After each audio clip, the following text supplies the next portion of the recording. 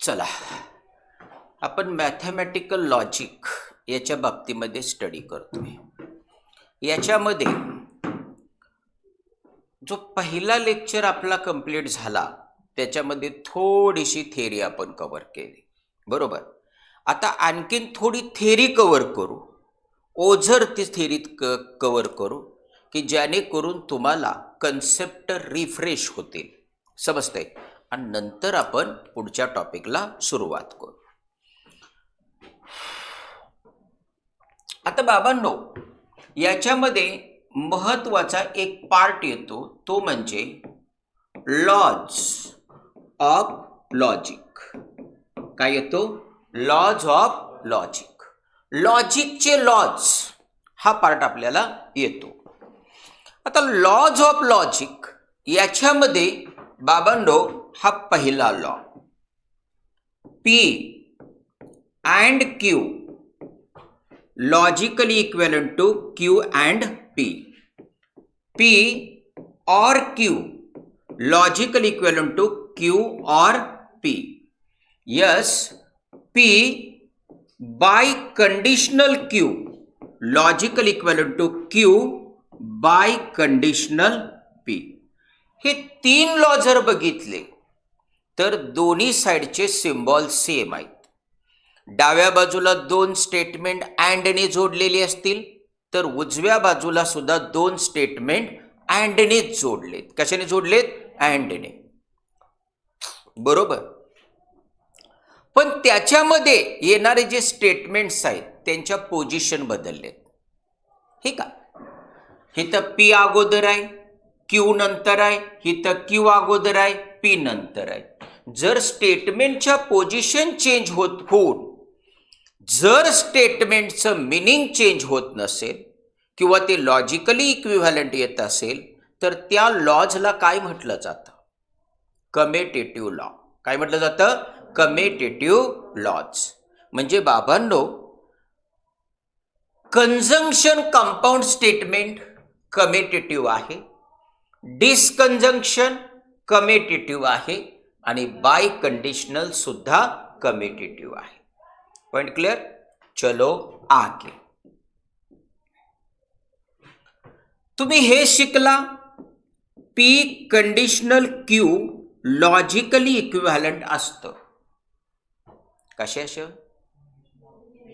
हा बोला. हा बरोबर आहे, negation of P or Q.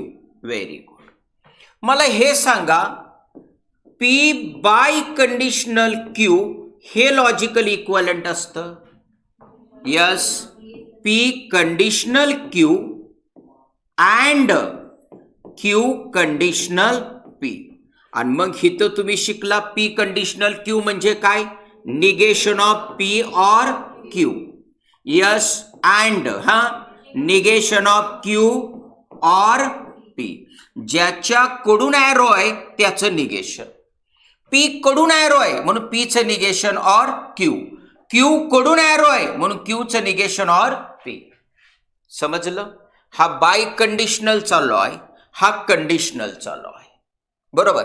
चलो आगे.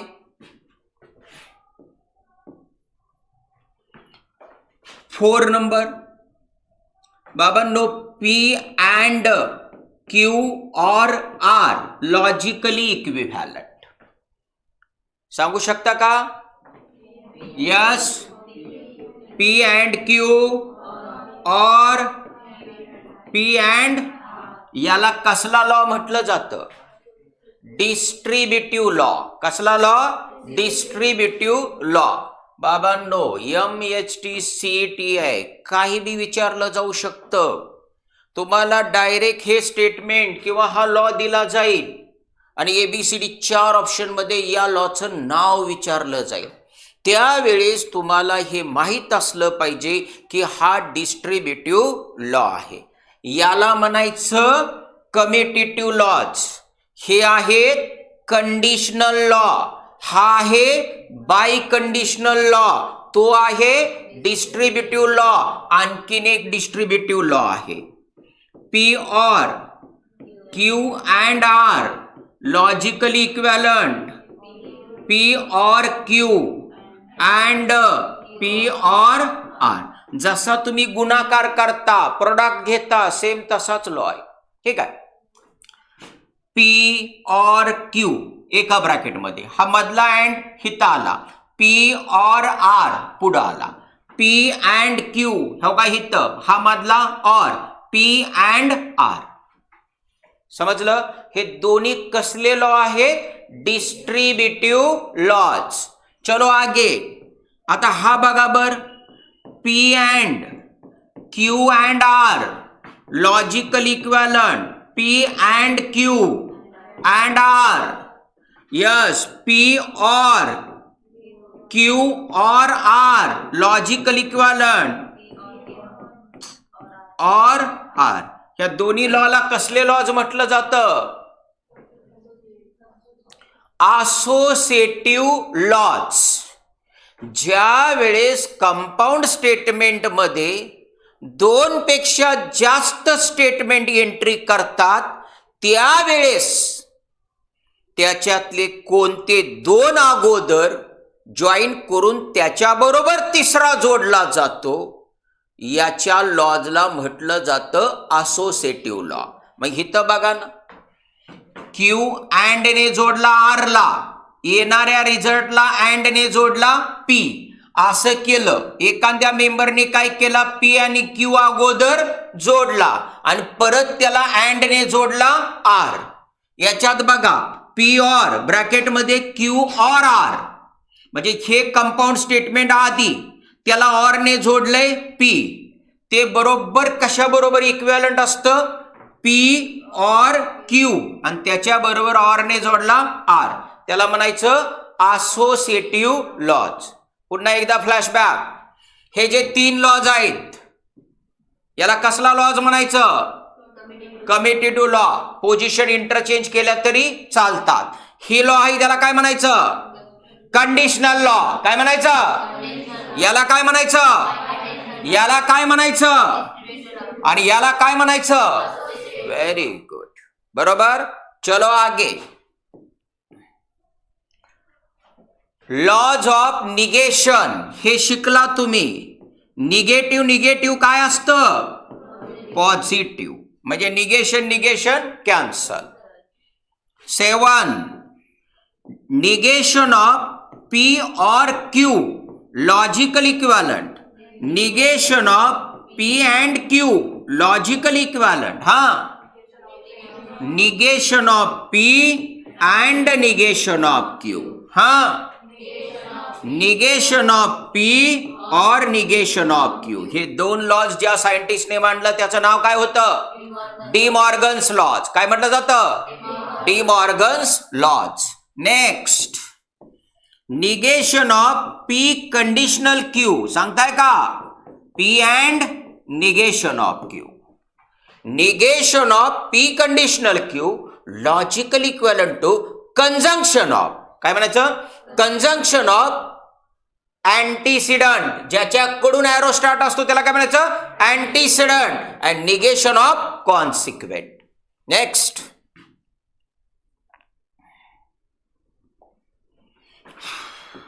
9 नंबर. निगेशन of P by conditional Q logical equivalent to P and negation of Q or Q and negation of P. बरोबर. हे लॉज आपण स्टडी केलेले आहेत. हे सगळे लॉज आपले तोंडपाठ पाहिजेत. आणखीन काय. हे स्पेशल केस काय. P and ट्रू काय असतं. P and फॉल्स काय असतं. P or ट्रू काय असतं. P or फॉल्स काय असतं. यस स्नेहाजी. P and ट्रू काय असतं. छान झोपताय तुम्ही. P का हो. P नाही सांगतायत का हो. P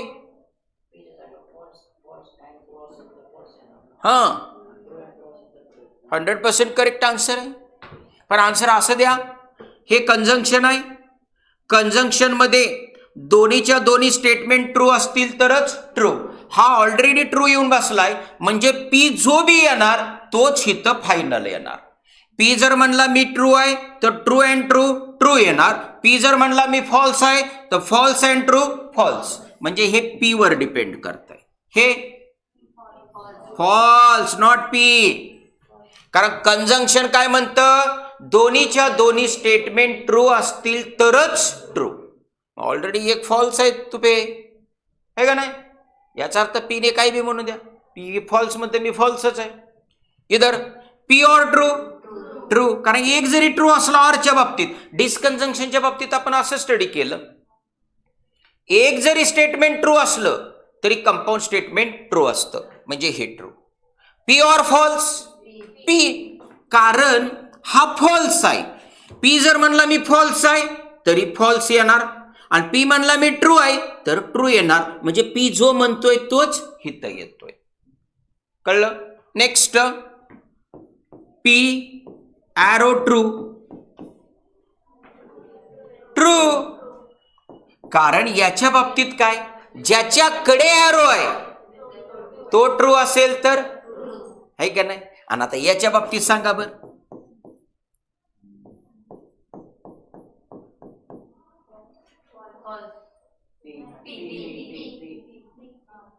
P. कारण पी जर म्हणला मी फॉल्स आहे तर फॉल्स फॉल्स कुठे येते तो पी. पी जर म्हणला मी ट्रू आहे तर ट्रू कडून फॉल्स कडे ॲरो फॉल्स. पी ट्रू म्हणला तर इथं फॉल्स येते, आणि पी फॉल्स म्हटला तर इथं, म्हणजेच इथं काय येते, निगेशन ऑफ पी. नया लॉ. कसला लॉ? नया लॉ. ब्रिलियंट मानेच नया लॉ. कारण असं पुस्तकात कुठंच नाही. जिंदाबाद. अरमा नक्की, हा जिंदाबाद. माने सर जिंदाबाद. कळलं ना? ओके, चलो आगे बढ़ेंगे. तर बाबांनो, हे जे सगळे लॉज आहेत ते आपले तोंडपाठ पाहिजे. जर आपले तोंडपाठ असतील तर आपल्याला हे बऱ्यापैकी येऊ शकेल. ह्याला काय झालं, आय हेट यू म्हणते, no but I love you यार. हां चलो, कसला, विच टाइप ऑफ लॉ? हा, हे आयडेंटिटीज आहेत.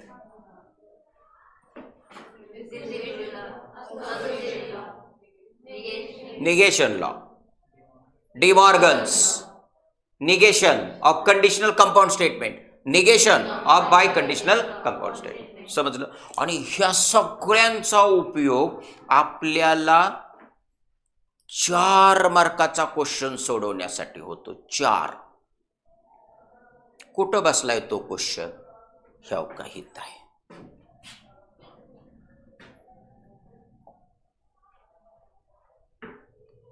आला, ह्याला थांबवलं होतं ना काल आपण. Without using truth table, truth table use न करता हे सेम दाखवा, लॉजिकली इक्विव्हॅलंट. चला सुरुवात करू आपण या क्वेश्चनला. सगळे लॉज आपल्यापाशी आहेत.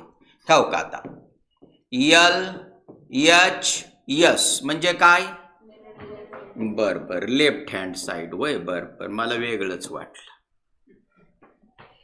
आता याच्यापासून अशी 2 स्टेटमेंट बनवायचे. जर तुम्हाला कमी स्टेप्स घ्यायचे असतील तरी जाता येईल, आणि जास्त step. P biconditional Q म्हणजे काय असतं? P conditional Q and Q conditional P असं आलं. चला, ह्याच्यात निगेशन आहे राव. P conditional Q, negation of P or Q. Good बाबा. Negation of Q or P. कधी कधी क्वेश्चन येतो जस्टिफाय ईच स्टेप. क्वेश्चन काय असतो? Justify each step. तुम्ही प्रत्येक स्टेप कशावरून लिहिताय ते आम्हाला सांगा. मग ह्या बघा, हा जो आहे याला काय म्हणता येते? Law of biconditional. याला काय म्हणता येते? Law of conditional. कंडिशनलचा लॉ. असं लिहा किंवा असं लिहा. P conditional Q logically equivalent असतं negation of P or Q. असं प्रत्येक स्टेपच्या पुढं ब्रॅकेटमध्ये लिहावं लागतं. त्याला मार्क आहेत. चलो आगे बढ़ेंगे. आता याला सोडवायचंय. एक आहे पी अँड क्यू, बरोबर. हित आहे or negation of P and negation of Q. काय करायचं म्हणता तुम्ही? दोन चान्स आहेत. एक, डायरेक्ट डिस्ट्रीब्युटिव्ह लॉ वापरा. याला याच्यावर डिस्ट्रीब्यूट करा. ओके. नाही तर दुसरा चान्स आहे RHS घ्या आणि त्याला सिम्प्लिफाय करून हे बनवा. करायचं का कंटिन्यू? ठेव का आता. Negation of P or Q and negation of Q. हे एक. हा और कुठला? ठेव का ह्यो. आता परत हे negation of P or Q and हो का हे अँड पी. काय केलं? हा लॉ वापरलाय वैष्णवी. पी अँड क्यू और आर. हे काय? हो का हा पूर्ण काय? पी अँड ह्याला क्यू आणि ह्याला आर म्हटलं. मग आता ह्या का हित P and Q or P and R. नीट लक्ष. हे काय? पी अँड हा क्यू. निगेशन ऑफ क्यू म्हणजे काय? क्यू. हा पुढचा और. हे statement and P. Point clear? चलो आगे बढ़ेंगे.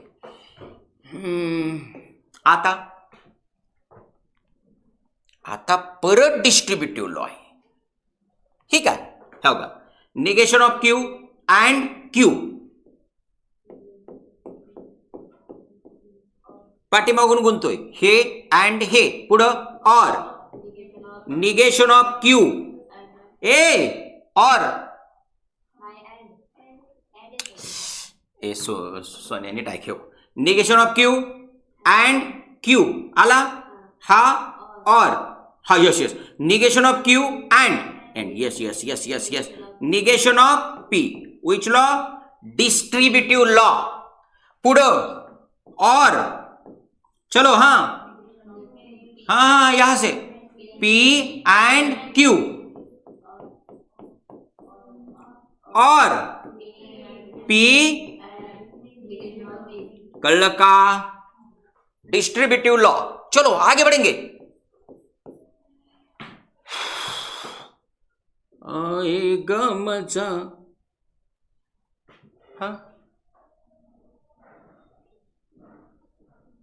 अय्या फॉल्स. अहो हे कंजंक्शन आहे ना.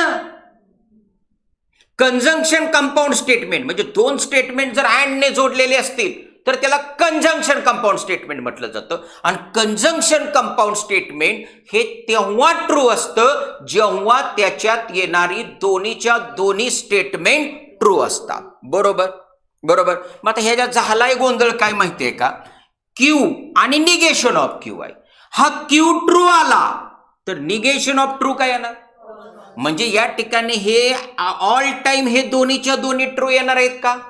याचाच अर्थ स्टेटमेंट आणि त्याचं निगेशन यांचं कंजंक्शन ऑलवेज काय असतं? फॉल्स.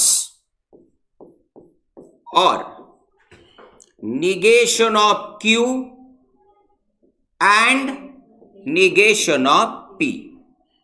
हे ब्रॅकेट और हे पी अँड क्यू और फॉल्स. Very good.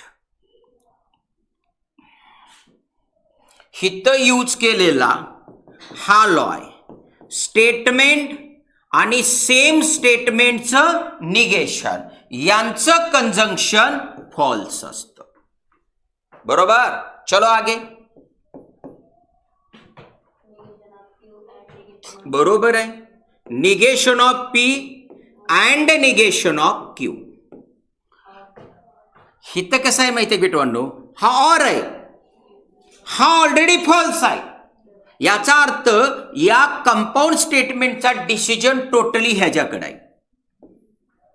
हे स्टेटमेंट जर ट्रू असेल तर ट्रू ऑर फॉल्स ट्रूच येणार, आणि हा फॉल्स आला तर फॉल्स ऑर फॉल्स येणार. म्हणजे याच्यावर डिपेंड आहे. आणि वाचायला चांगलं वाटतं पी अगोदर आणि क्यू नंतर, पी अगोदर आणि क्यू नंतर, म्हणून आपण पी आधी लिहिलाय, दुसरं काहीच नाही. कारण हे कम्युटेटिव्ह लॉ सॅटिस्फाय करतं. Yes, or P and Q. हो का, हा लॉ आहे. पी ऑर फॉल्स काय पी. बरोबर. आणि हेच तर आर एच आहे ना. बघा,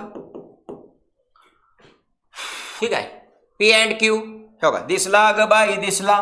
पुढं ऑर आहे, हे काय, आणि negation of P and negation of Q, हे काय आहे, काय नाही. हे अगोदर हे नंतर. याला म्हटलं जातं without using truth table proof.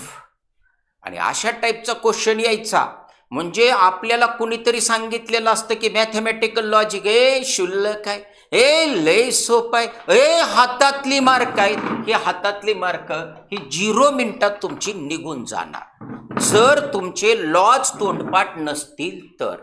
म्हणजे लॉज जर तुम्हाला तोंडपाठ ठेवले तरच तुम्हाला याचा उपयोग होतो. वाचून घ्या.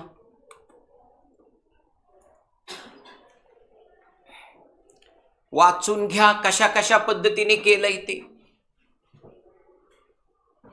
लॉज ऑफ लॉजिक ज्याचं तोंडपाठ आहे त्याला जमतंय.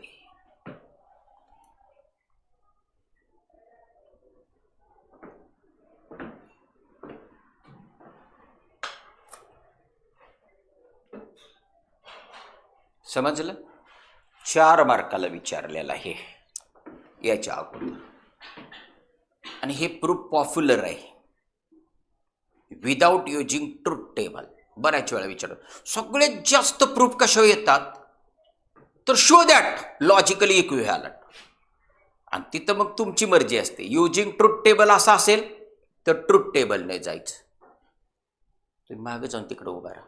युजिंग ट्रूथ टेबल असेल तर बाबा ट्रूथ टेबलने जायचं, आणि विदाउट युजिंग ट्रूथ टेबल असेल तर विदाउट ट्रूथ टेबल जायचं. कळलं का.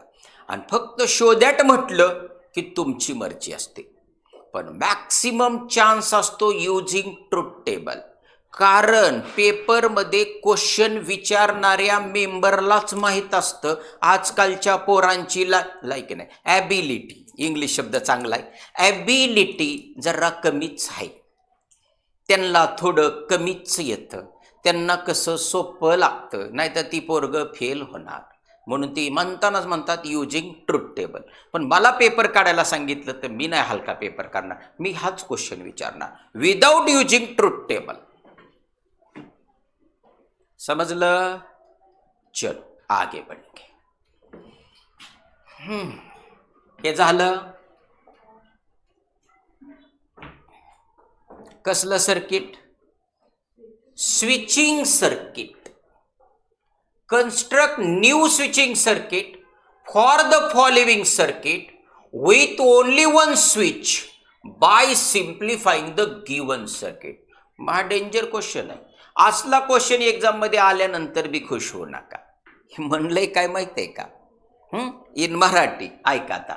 याचं नवीन स्विचिंग सर्किट असं तयार करा की त्याच्यात एकच स्विच असला पाहिजे. अगं बया, याचा अर्थ हे ह्या सगळ्या स्विचेसचं सिम्बॉलिक फॉर्म मांडायचा आणि त्या सिम्बॉलिक फॉर्मला सिम्प्लिफाय करत जायचं. आता ही सिम्प्लिफिकेशन कशाने होणार आहे. लॉज ऑफ लॉजिकने. म्हणजे लॉज ऑफ लॉजिक एवढं महत्त्वाचं आहे की ते तुमचं तोंडपाठच पाहिजे. म्हणजे मी उद्याच्याला तुम्हाला लॉज ऑफ लॉजिक हा टॉपिक विचारणार, देण्यात ठेवायचं. आल्या आल्या सगळ्यांना विचारणार की हे लॉज सांग. समजते. आता थोडंसं आपण एक काम करू, सिम्बॉलिक फॉर्म कसा असतं ते शिकवतो तुम्हाला.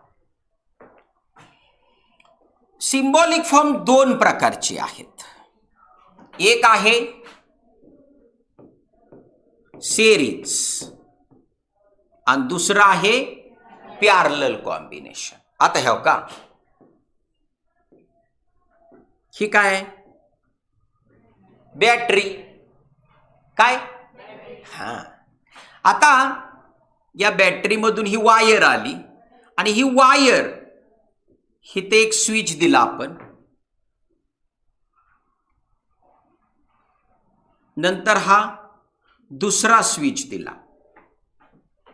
बॅटरीमधून एक वायर आली, स्विचला स्विच कनेक्ट, म्हणजे त्या दोन्ही स्विचला विचारलं काय रे तुम्ही कुठे उभे आहात, ते म्हणतात आम्ही एकाच लाईन मध्ये आहे. कशात आहे, आणि एकाच लाईन मध्ये म्हणजे सेरीज. स्विचला स्विच कनेक्ट करणं म्हणजे सेरीज कनेक्शन. म्हणजे काय, सेरीज कनेक्शन. बरोबर. मग सेरीज कनेक्शन, समजा हा स्विच S1 आहे, हा स्विच S2 आहे आणि हित आहे लॅम्प. बल्ब म्हणतो का नाही, बल्ब, अरे हो का, हा बल्ब हा आहे. Current always flows from positive to negative. ही मोठं टर्मिनल दिसतंय ते पॉझिटिव्ह असतं, छोटं असतं ते निगेटिव्ह, म्हणजे असा फ्लो असणार.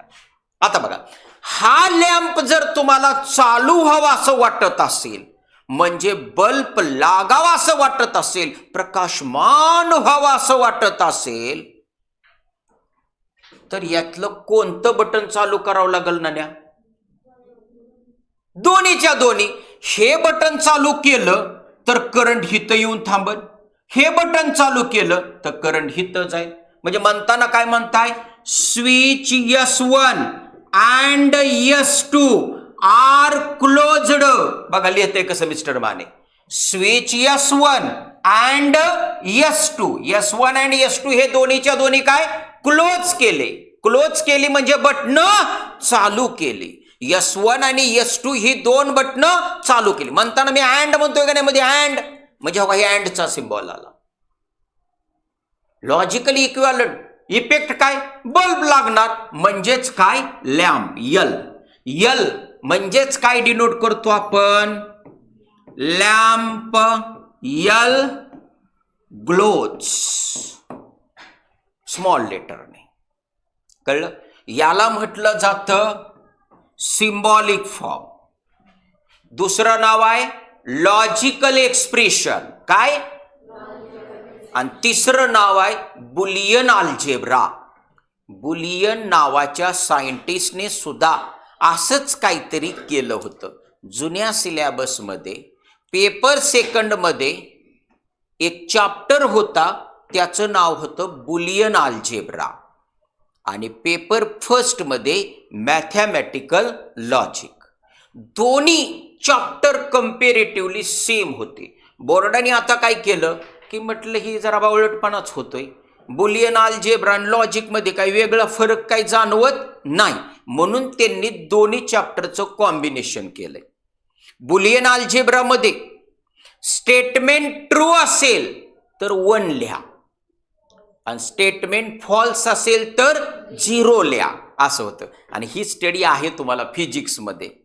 ऑर गेट, अँड गेट, स्वार गेट नाही ना, हा नॉर्थ न का नॉट, नॉर गेट म्हणजेच नॉट गेट, बरोबर ना.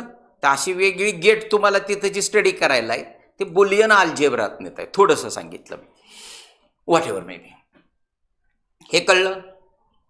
आता जनरली हा सिम्बॉलिक फॉर्म लिहिण्यासाठी स्विच S1 आहे का नाही, तो डायरेक्ट आपण S1 नाही घेत, आपण डिनोट करतो, आपण P ने डिनोट करतो. P ने डिनोट काय करतो, switch S1 is closed. Q ने डिनोट करणार स्विच S2 इज क्लोज्ड, आणि मग हा सिम्बॉलिक फॉर्म असा बनणार P अँड Q. समजलं. आता कधी कधी तुम्हाला असा सिम्बॉल दिसतो कुठंतरी, S1 डॅश डॅश म्हणजे नॉट. डॅश म्हणजे काय? नॉट. मग आता बघा इथं S1 ने तुम्ही काय डिनोट केलंय, सॉरी P ने काय डिनोट केलंय, S1 इज क्लोज्ड. आता S1 डॅश म्हणजे काय? निगेशन ऑफ P इज क्लोज्डच म्हणायचं. निगेशन ऑफ P, कळलं का? ही डॅश म्हणजे काय? निगेशन. थोडं थोडं डोक्यात येते ना, रिफ्रेश होते ना कन्सेप्ट. ओके, आता बघा पुढची स्टेप.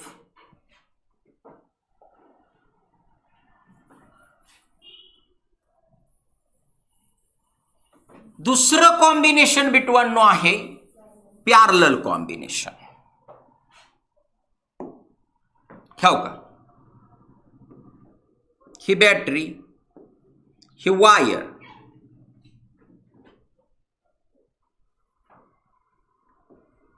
हे आता हा स्विच आणि हा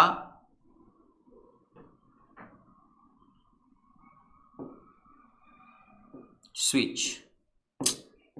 स्विच हा S1 आणि हा S2. थांब थोडीशी मजा करू आपण.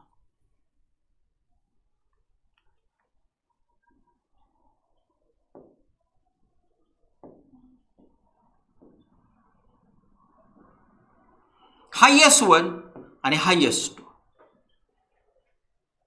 क्रांतीजी मला सांगा, हे दोन स्विच पॅरलल आहेत का?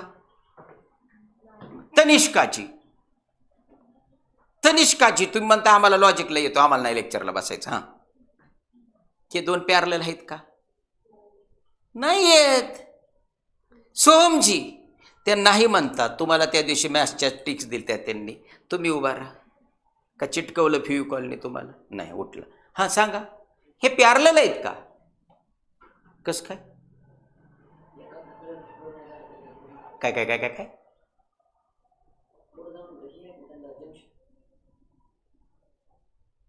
पुढे जाऊन जंक्शन आहे म्हणजे मला नाही कळलं.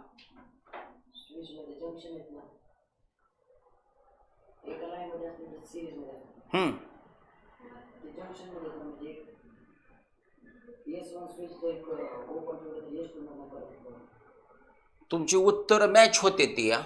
मला जे आन्सर पाहिजे ती ना असू द्या. चला, त्यांचं असं म्हणणं आहे की एक स्विच बंद ठेवला तरी दुसऱ्या स्विच मधनं करंट जातोय.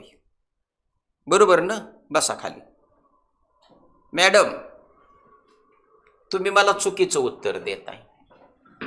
पॅरलल कनेक्शन म्हणजे काय असतं? एका पॉइंट मधून दोन वायर निघतात आणि एका वायरीवर एक स्विच, दुसऱ्या वायरवर एक स्विच म्हणजे पॅरलल.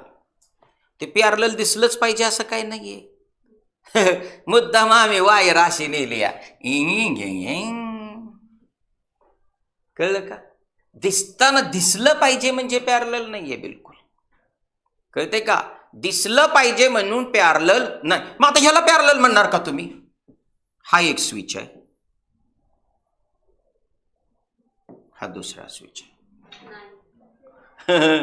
एकच वायर आहे, त्याच्यावर हे दोन स्विच आहे.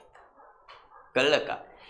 एक वायर आली, त्या वायरचा एक कॉमन पॉइंट आणि त्यातनं दोन वायर बाहेर निघल्या. त्यातल्या एका वायरवर एक स्विच आणि दुसऱ्या वायरवर एक स्विच असेल तर त्याला पॅरलल म्हणायचं. त्याला काय म्हणायचं? पॅरलल. कळला का पॉइंट तुम्हाला? बसा खाली. हे सिरीज नाही आहे का नाही?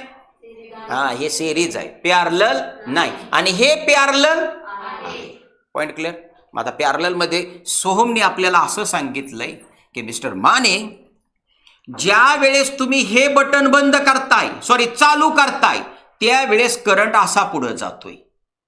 हे चालू करावंच असे काय गरज नाही पडत. एखाद दिवशी असं बी जाऊन येईल पुढं आणि जाईल पुढं. आणि हे तर तुमचा लॅम्प असेल यल, आणि हे असं सर्किट पूर्ण झालं. डोक्याचा गोंद्या होईल ना असं दिलं, पण नाही होऊन द्यायचा. मिस्टर मानेंनी सांगितलं की तुम्हाला काय करायचं, हे बटन चालू केलं की करंट असाच फ्लो होऊन इकडे येईल आणि बल्ब चालू होईल. जर हे बटन बंद ठेवलं आणि हे चालू केलं तर करंट असा येणार आणि हे चालू होणार. म्हणजे हा लॅम्प जर चालू व्हावा असं वाटत असेल तर एक तर पहिलं बटन चालू पाहिजे किंवा दुसरं, म्हणजे S1 क्लोज्ड और S2 क्लोज्ड. कळलं? आता बघा मी काय म्हणतोय. दोन स्विच ऑरने कनेक्ट केले, ऑरने, तर त्याला म्हणायचं पॅरलल कॉम्बिनेशन. कसलं कॉम्बिनेशन? Parallel switching circuit. आणि दोन स्विच जर अँडने कनेक्ट केली तर सेरीज. दोन स्विच जर सेरीज मध्ये असतील तर ते दोन स्विच कशाने कनेक्ट करायचे? अँडने. आणि पॅरलल असतील तर आणि हे बुलियन होता ना, बुलियन सायंटिस्ट तो काय म्हणला, हे ऑर आहे ना त्याच्या जागेवर प्लस घ्या. बुलियनचं नोटेशन काय? प्लस. आणि या ठिकाणी त्यानेच अँड आहे का नाही, अँड त्याच्या जाग्यावर, हे चुकलं, अँड आहे का नाही त्याच्या जाग्यावर डॉट द्यायचा म्हणला. नोटेशन्स आहेत हो, ही बुलियनची नोटेशन्स आहेत. 1 2 फरक काय पडत नाही. पण ज्या वेळेस तुम्हाला इनपुट आउटपुट टेबल अशा पद्धतीचा काय रिझल्ट तुम्हाला विचारला जातो, इनपुट आउटपुट टेबल असं म्हटलं जातं, त्यावेळेस तुम्हाला बुलियनच्या एंट्रीज करायच्यात. ट्रूच्या जागेवर काय घ्यायचंय? 1. फॉल्सच्या जागेवर काय घ्यायचं? 0. नीट डोक्यात ठेवायचं. स्विचिंग सर्किट दिलंय आणि त्यांनी सांगितलं इनपुट आउटपुट टेबल द्या, तर त्यावेळेस तुम्ही ट्रूथ टेबलच घेणार. काय घेणार? ट्रूथ टेबलच घेणार. पण ट्रूच्या जागेवर काय लिहिणार? फॉल्सच्या जागेवर काय लिहिणार? समजलं? कळलं? आता बघा, आता मात्र आपल्याला हा क्वेश्चन सोडवायला काय हरकत नाही. सोडू आपण. एकदम सिंपल, एकदम सिंपल. हम साथ साथ यार. काय येणार नाही. चल बाबा इकडं, आमच्या लेकरांना मदत कर. काय करायचंय? Construct new switching circuit for the following circuit with only one switch by simplifying given circuit. In Marathi, असं नवीन स्विचिंग सर्किट तयार करा की त्याच्यामध्ये, बरोबर आहे की नाही? आणि ते तयार काय असंच होणार आहे का? तत्ता असतो नाही, त्याला काय लॉज काय पाहिजेत? लॉज काय पाहिजेत? लॉज. बरोबर गोपरे भाऊ? बरोबर ना? चला आता आपल्याला हे कसं करायचं, त्याच्या दिशेने नीट करायचं. हे 4 मार्काचा क्वेश्चन आहे बाबांनो. याच्यामध्ये किती स्विच दिसतात तुम्हाला? ठेव का? हा एक आहे S1. थांबा थोडस हे खटकतंय. हा S1 आहे, हा S2 आहे, हा S3 आहे, हा S3 डॅश आहे. तुम्हाला दिसत नसेल म्हणून मी घेतोय. हा S2 डॅश आहे, हा S1 आहे. बरोबर? बाकी दिसतंय का? हा लॅम्प, हे काय याला गोल केलंय असं. इधर बॅटरी, पॉझिटिव्ह निगेटिव्ह, ह्या वायरा दिसतंय का? वैश गप्प बघते. वैश म्हणते टाइम घालवू नको, मला लय काम आहे, अजून कॉप्या फाडायच्या ते. अजिबात नाही.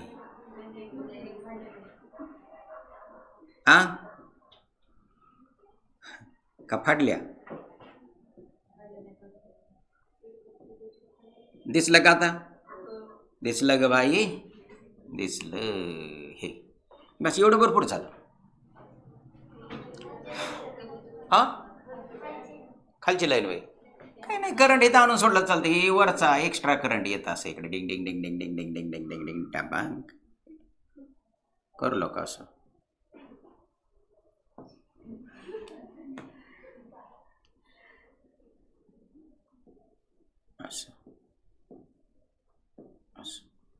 ओके, तुमची झोप गेली का? बस. आता याचा आधी सिम्बॉलिक फॉर्म घ्यायचा.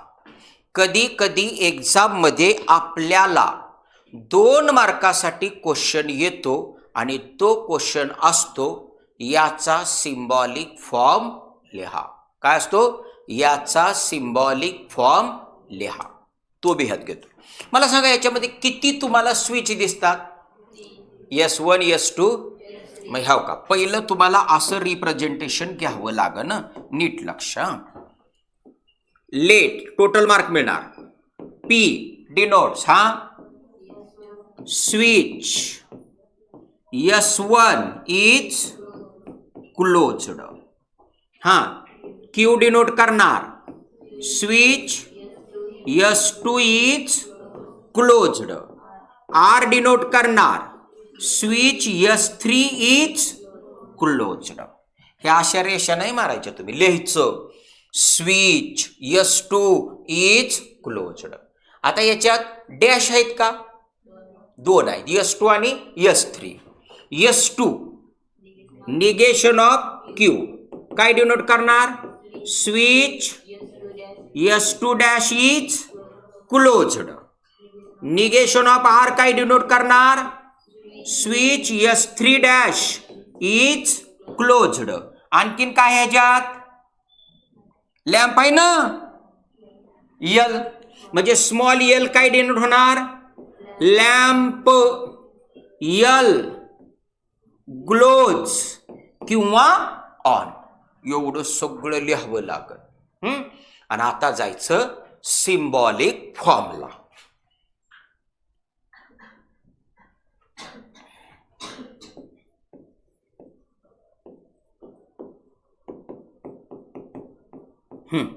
कोण सांगते मला सिम्बॉलिक फॉर्म?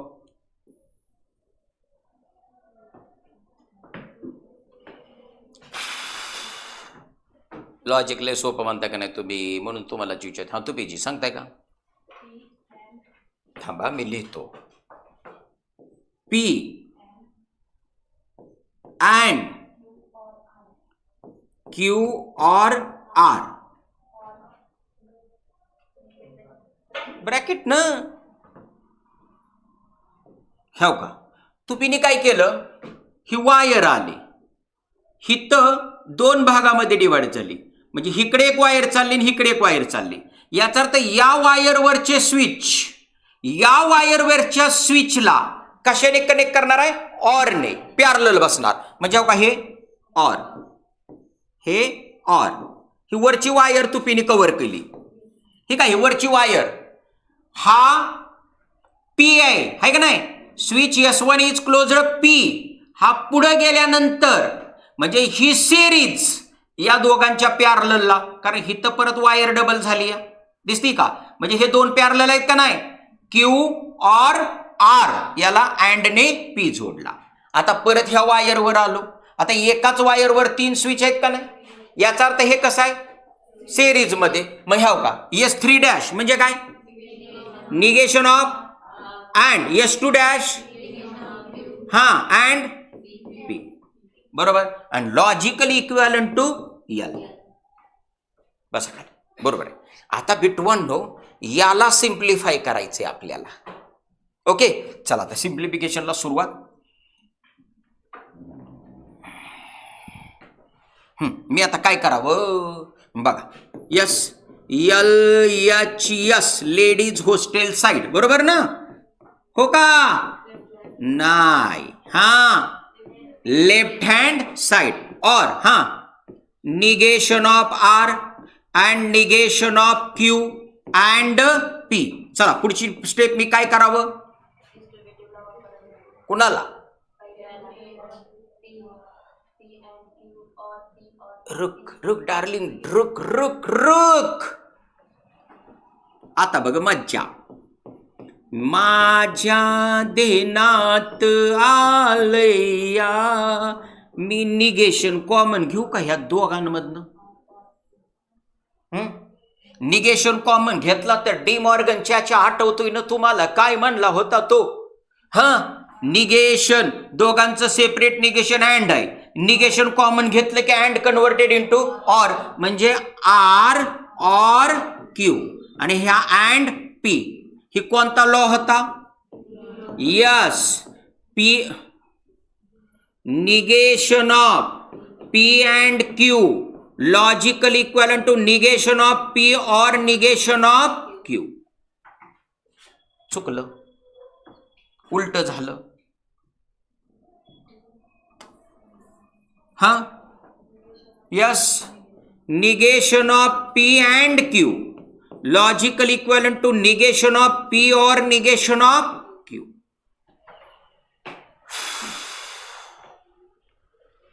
सर, हे असं ध्यानात आणून तुम्ही साध्य काय केलं? अरे मला हिथं पी अँड कॉमन घ्यायला चान्स आहे ना.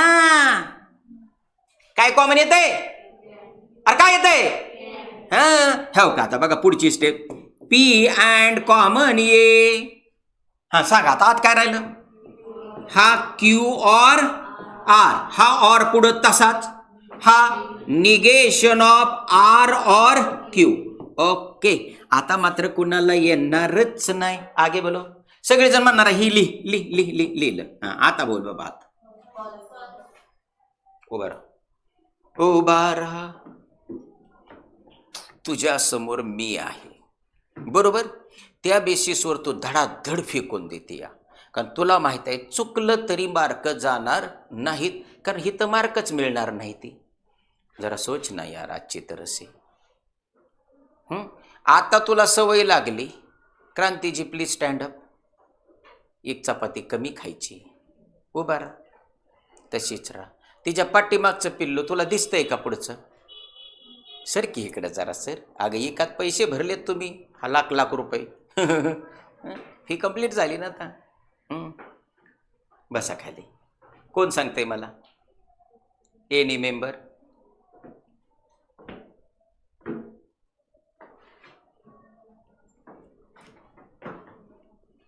हे स्टेटमेंट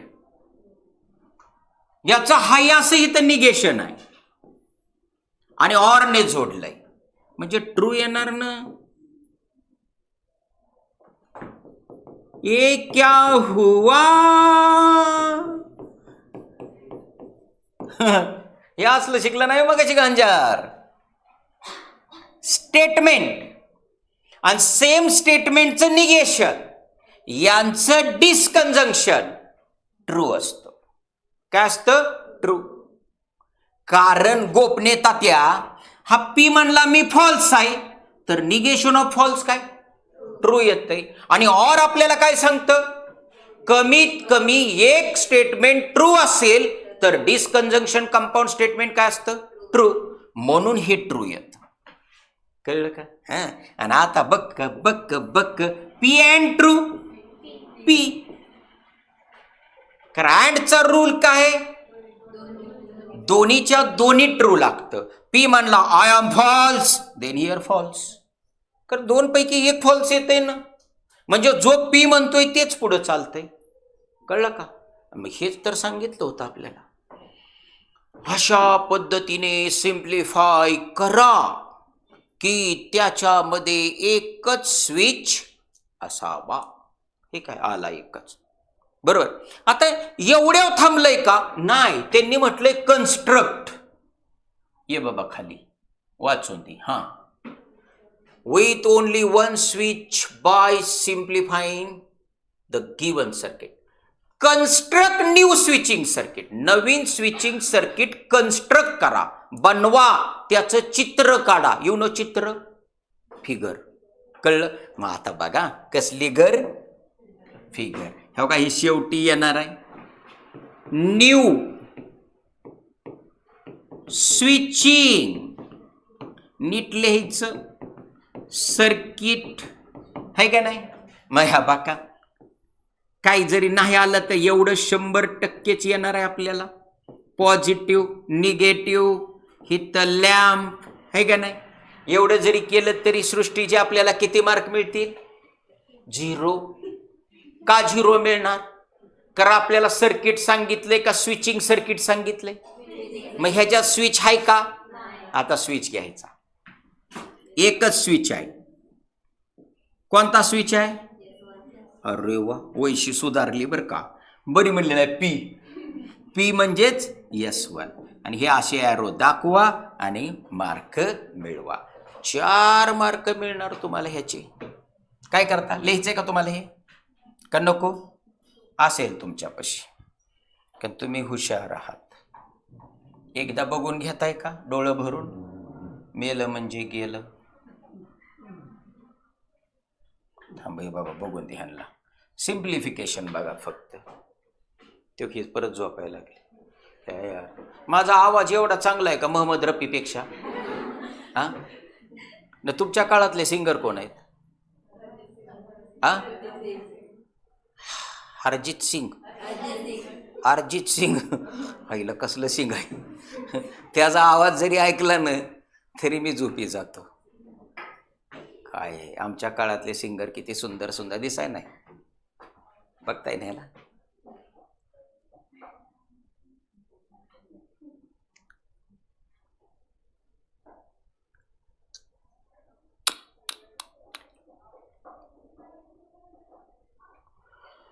अरे यार, दुनिया बेकार. कळलं?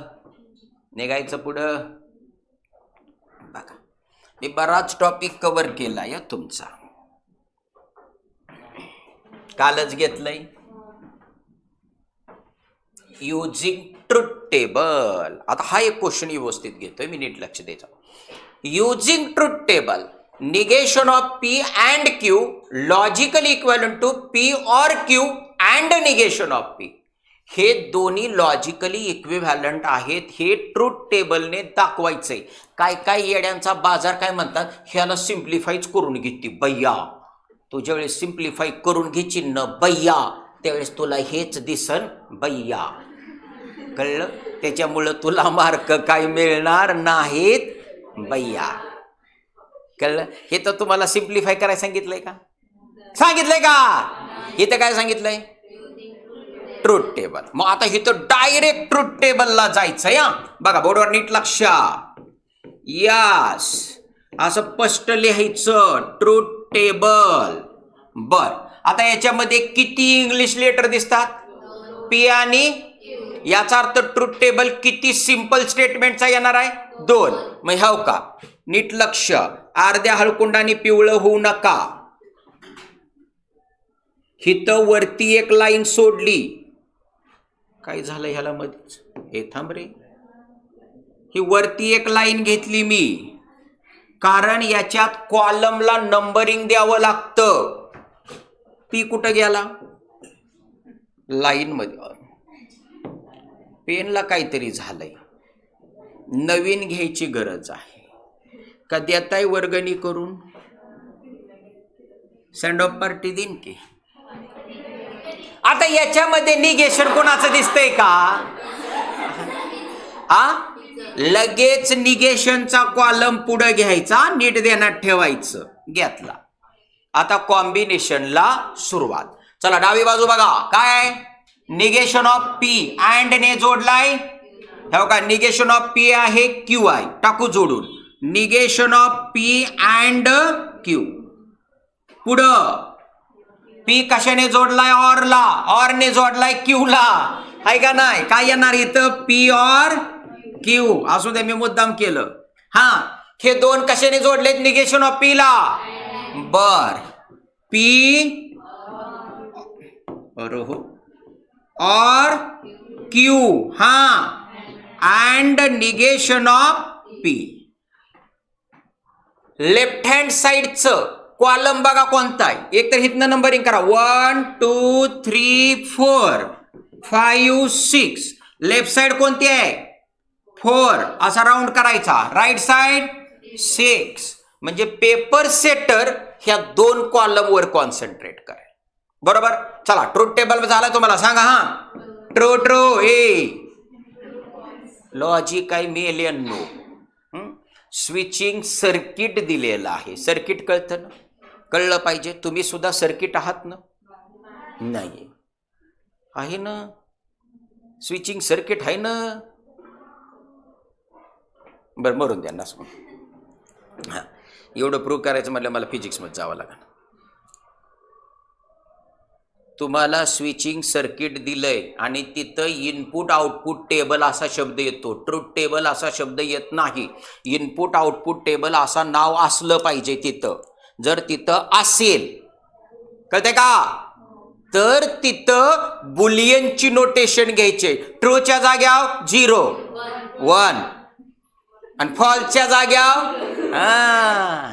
चला आगे मिस्टर माने आगे. हा चला, true true, true false, false true, false false. लय भारी.